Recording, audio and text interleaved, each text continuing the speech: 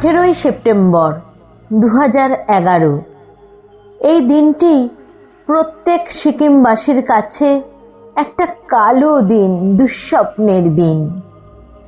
এই দিনটি আমার কাছেও একটি খুব তাৎপর্যপূর্ণ দিন। এই দিনটি আমার পক্ষেও কখনো ভুলে যাওয়া সম্ভব নয়, কারণ এই দিনেই সিকিমের ওপর আছড়ে পড়েছিল পৃথিবীর অন্যতম বিধ্বংসী ভূমিকম্প। সাউথ সিকিমের একটি সুন্দর জায়গা ইয়াংয়াংয়ের রাবাংলার খুব কাছেই সিকিম গভর্নমেন্টের একটি স্কুলে আমি তখন ফরাসি ভাষার শিক্ষক। তাই সিকিমবাসীর সাথে সেই দিনটি আমিও প্রত্যক্ষ করেছিলাম। সেদিন ছিল সম্ভবত আলসে রোববার, ছুটির দিন। আমি একটু ভোজন রসিক। সন্ধ্যের দিকে একটু বাঁধাকপির পকোড়া বানাবো বলে একটু বাঁধাকপি কেটে রেখেছিলাম। বিকেলে যথারীতি 5:45 নাগাদ চা করে খেলাম।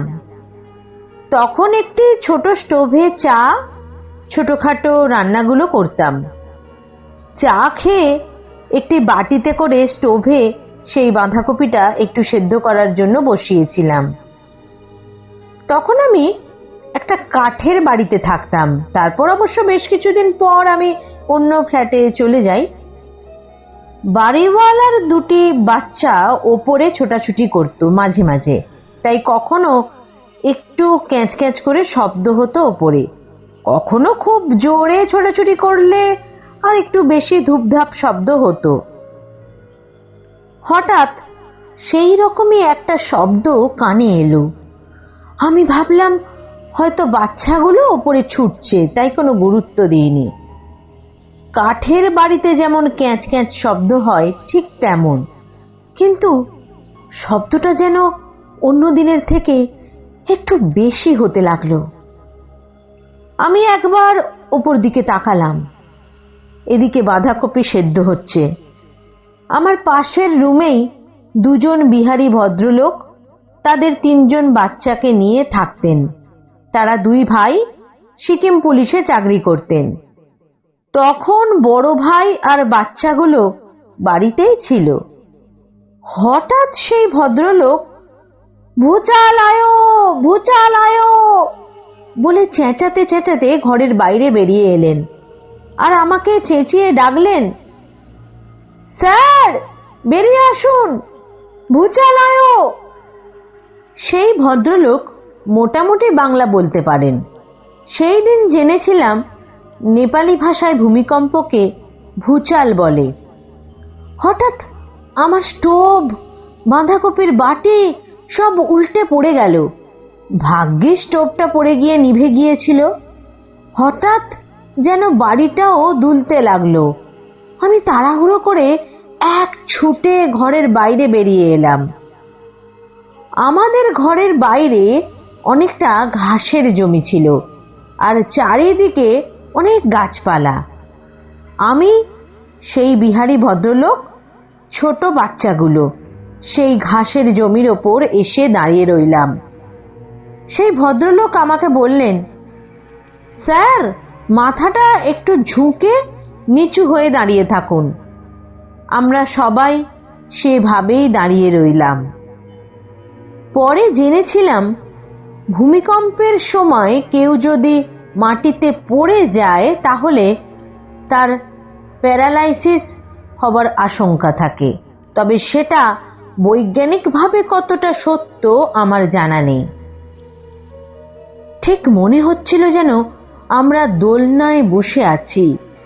ঘাসের জমিটা ঠিক দোলনার মতো দুলছিল। আমরা চুপ করে প্রায় 2 মিনিট ওইভাবেই দাঁড়িয়ে রইলাম প্রাকৃতিক দোলনায়। সিকিমের মাটিও দুলছে, আমরাও দুলছি। 2 মিনিট পর সব থামলো, শান্ত হলো, সন্ধ্যা নেমে এলো। কিছুক্ষণের মধ্যেই বিদ্যুৎ সংযোগ বিচ্ছিন্ন হয়ে গেল। পুরো সিকিম অন্ধকারে ডুবে গেল। মোবাইলে কোনো নেটওয়ার্ক নেই। আমার বাড়ি থেকে ইয়াং মার্কেট হেঁটে 5-7 মিনিট হবে। আমি আর ওই বিহারি ভদ্রলোক একবার মার্কেটে গেলাম পরিস্থিতি কেমন সেটা বোঝার জন্য। মার্কেটে পৌঁছে দেখি সব লোক রাস্তায় নেমে এসেছে। চারিদিকে কোলাহল, আতঙ্ক, আবার কেউ ভয়ে কাঁদছে। চারিদিক অন্ধকার। সবার মনেই আতঙ্ক, এই ভূমিকম্পের আফটার শক আজ রাতেই আবার হবে। এখানেও বেশ বড় বড় ফ্ল্যাট আছে। কেউ আর ফ্ল্যাটের ভেতরে ঢুকতে সাহস পাচ্ছে না। আমাদের জার্মান ল্যাঙ্গুয়েজের শিক্ষক অরবিন্দ, সেও আমার খুব ভালো বন্ধু। সেও রাস্তায় বেরিয়ে এসেছে। এখানেই আমাদের প্রিন্সিপাল নরজুম লাচুংপাও থাকতেন, আর তার সাথে একটি দিনরাতের বাচ্চা মেয়েও থাকতো। তারাও দুজনেই রাস্তায় দাঁড়িয়ে আছে, তাদের চোখে মুখে আতঙ্ক। মিস নরজুমও আমার খুব ভালো বন্ধু, নর্থ সিকিমের লাচুংয়ের মেয়ে। সে আমাকে দেখে একটু আশ্বস্ত হলো, কিন্তু তখনও কেঁদে যাচ্ছে আর বলছে, কি হবে কৌশিক স্যার? আমিও তাকে আশ্বস্ত করে বললাম, ডোন্ট ওরি, কিছু হবে না, everything will be all right, be calm. এরপর আমি নরজুমকে নিয়ে ওর ফ্ল্যাটে গিয়ে একটু বসলাম। 7:30 নাগাদ আবার কেঁপে উঠল সিকিম। নরজুম ভয়ার্ত চোখ মুখে আমার কাছে দাঁড়িয়ে বলল, কৌশিক স্যার এগেন। এই বলেই আবার কাঁদতে শুরু করলো। আমি ওকে আশ্বস্ত করে তাড়াহুড়ো করে ছুটে সবাই রাস্তায় নেমে এলাম। আর কেউ ঘরের মধ্যে ঢুকতে সাহস পাচ্ছে না। সব মানুষ আতঙ্কগ্রস্ত হয়ে রাস্তায় দাঁড়িয়ে। চারিদিক অন্ধকার, হালকা শীতের আমেজও আছে। নরজুমের ফ্ল্যাটের নিচে আমার একজন স্থানীয় ছাত্রও থাকতো, তার স্ত্রী আর 2 বাচ্চাকে নিয়ে। একটা ছেলে 6-7 বছরের, আর মেয়েটা সবে হামাগুড়ি দিচ্ছে। ওরাও সবাই রাস্তায় দাঁড়িয়ে। রাতে আর কেউ বাড়ির মধ্যে ঢুকতে সাহস পাচ্ছে না, কারণ সবাই আফটার শকের আশঙ্কা করছে। নরজুম আমার পাশে দাঁড়িয়ে অঝোরে কেঁদে যাচ্ছে। তখন ওদের সবাইকে আমার বাড়িতে সেই রাতটা কাটানোর প্রস্তাব দিলাম, কারণ আমার ফ্ল্যাটটা ছিল কাঠের। ওরাও রাজি হয়ে গেল। আমি ওদের সবাইকে নিয়ে বাড়ি ফিরে এলাম। কারেন্ট অফ, মোমবাতির আলোয় ভরসা। সবাই একসাথে বসে কথা বলছি, কিন্তু সবার মনেই এক রাশ আতঙ্ক। রাতেই একটা বড় আফটার শকের আশঙ্কা করছিলাম আমরা। তখন আমার মনে একটাই চিন্তা, এই খবর নিশ্চয়ই কলকাতায় টিভিতে সবাই দেখছে, আর আমার বাড়ির লোক সবাই নিশ্চয়ই খুব উদ্বিগ্ন হয়ে আছে, কিন্তু কোনোভাবেই যোগাযোগ করার উপায় নেই। মোবাইলে কোনো নেটওয়ার্ক নেই। যাই হোক, অবশেষে রাত 10:45 নাগাদ বাড়ি থেকে ফোন এলো এবং আমি ঠিক আছি জেনে বাড়ির লোক আশ্বস্ত হলো। এদিকে মোবাইলেও চার্জ নেই। রাত বাড়তে লাগলো। আমার ছাত্রের ছোট্ট মেয়েটা ঘুমিয়ে পড়েছে। এখনো মনে আছে সেদিন দুপুরে খিচুড়ি করেছিলাম, সেটা রাতেও রাখা ছিল। তাই ওই খিচুড়ি একটু ওর মেয়েকে খাইয়ে দিতে বললাম, কিন্তু মেয়েটি খেলো না। সবাই বলল, কৌশিক স্যার আপনি খেয়ে নিন, কিন্তু সবাইকে ফেলে একা কি করে খাবো? তাই সেই খিচুড়ি পড়েই রইল। সবাই রাতে অভুক্ত থাকলাম। এদিকে রাত বাড়তে লাগলো। একটা মোমবাতি শেষ, আর একটা জ্বালানো হলো। সবাই খুব সতর্ক হয়ে আছি। আবার কেঁপে উঠলেই ছুটে বাইরে যেতে হবে। এভাবেই সময় কাটতে লাগলো। হঠাৎ মাঝরাতে ভয়ঙ্কর শব্দে চারিদিক কেঁপে উঠল, যেন মনে হলো বড় বড় পাহাড়গুলো সব ভেঙে পড়ছে। আমি চমকে উঠেছিলাম। তখন ওরা বলল, পাহাড়ে ভূমিকম্প হলে নাকি এটা হয়, ধস নামছে। কি ভয়ঙ্কর শব্দ! এই ধ্বংসনিনাদ নিজের কানে না শুনলে সেটা বোঝানো যাবে না। যাই হোক, রাত বাড়তে লাগলো। কারোর চোখে ঘুম নেই। 2:30 নাগাদ আমার চোখটা একটু লেগে এসেছিল। তারপর সকাল হলো। ওদের কাছেই শুনলাম যে রাতে আরো 2বার কম্পন হয়েছিল, কিন্তু মারাত্মক কিছু নয়। পরের দিন রোজকার মতোই স্কুলে গেলাম। সব ছাত্র ছাত্রী, শিক্ষক সকলেরই আলোচনার বিষয় ভূচাল। সবাই বলল গত রাতে কারুর ঘুম হয়নি, তাই আজ ক্লাস বন্ধ।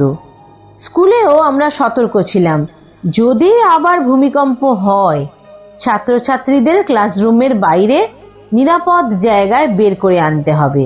যাই হোক, আর ভূমিকম্প হয়নি। স্কুল ছুটির পর আমরা মার্কেটে এসে একটু বসে চাটা খাই, একটু আড্ডা দিই।